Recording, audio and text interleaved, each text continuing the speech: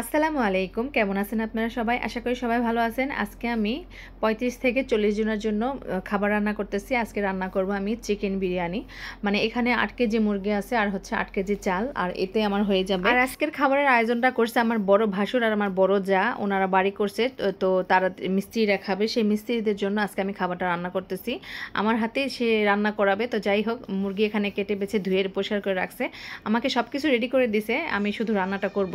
তো এখানে আদা রসুন বাটা আর হচ্ছে দিয়ে দিলাম কাঁচামরিচ বাটা, আর আমি বাটা মশলা দিয়ে হচ্ছে বিরিয়ানিটা রান্না করি। সব সময় রেগুলার বাড়িতে যেভাবে রান্না করি সেভাবে আপনাদের সাথে শেয়ার করতেছি। আর এখানে আমি টক দই নিয়ে নিছি। এখানে 1 কেজি পরিমাণে টক দই আছে। পুরো টক দই আমার লাগবে, অর্ধেকটা এখন দিচ্ছি, পরেরটা মানে পরবর্তীতে দিব। তো যেটুকু আমার লাগবে সেটুকু দিয়ে দিলাম। আর এখানে আমি দিয়ে দিচ্ছি হচ্ছে লবণ, আর লবণটা একটু স্বাদ মতো দিচ্ছি। লবণটা প্রথমে একটু কম দেওয়াই ভালো, যখন আমি হচ্ছে বিরিয়ানিতে একদম পানি দিয়ে দিব তখন একটু চেক করে দিলেই হবে। আর এখানে দিয়ে দিলাম প্রাণ টমেটো সস।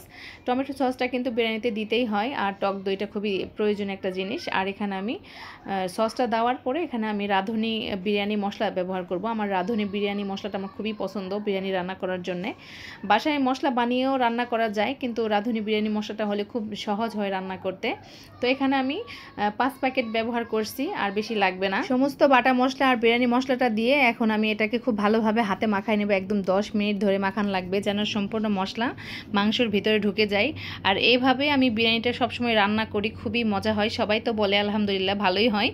খুব ভালোভাবে মাখানো হয়ে গেলে আমি এভাবে আধা ঘন্টার মতো রেস্টে রেখে দিব। আর মাখানো আমার শেষ।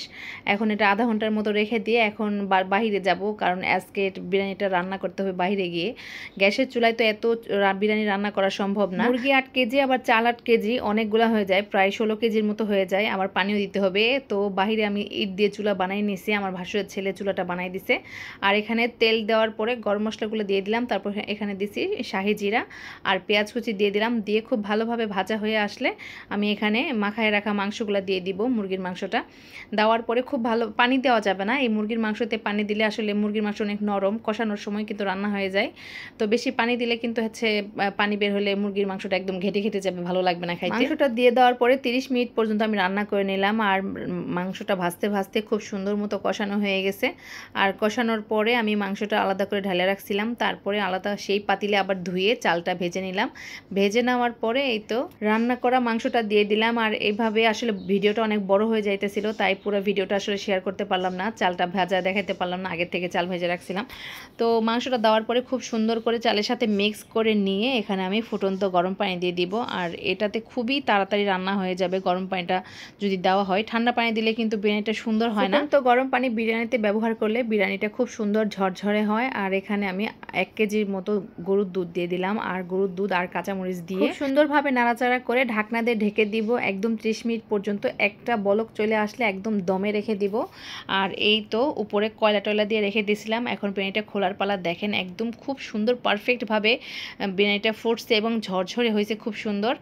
আর কোনো রকম নরম হয়নি, কিচ্ছু হয়নি। আর এভাবে চাইলে কিন্তু আপনারাও রান্না করে খেয়ে দেখতে পারেন।